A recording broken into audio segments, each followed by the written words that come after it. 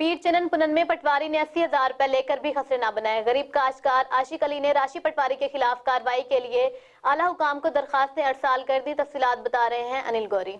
पीर चनन पुनन के पटवारी जमील अहमद ने खसरा गिरदावरी बनाने के लिए गरीब काश्तकार आशिक अली से 80,000 रुपए रिश्वत वसूल की, लेकिन खसरा गिरदावरी बनाने के बजाय धमकियों पर उतर आया। आशिक अली और इसकी बीवी रुबीना कौसर ने JNN न्यूज को बताया कि मेरे शौहर बीमार है, टीवी का मरीज है, काला जरकान है ते सांस की कसर है, साडा कमाने वाला कोई नहीं गा ते मैं खुद मैं कमा के अपने बच्चे वगैरह पा रही हूँ। तो बराए मेहरबानी करके साडे पैसे वगैरह वापस किए जान। मैं गरीब औरत हूं, मैं कमा नहीं सकती, अपने बच्चों को किस तरीके नाल खिलावा। इन्होंने साडे नाल सारा साल ज्यादती की गई है सर, सानू पैसे या वापस किए जान या सानू खसरा वगैरह पाक दिता जावे।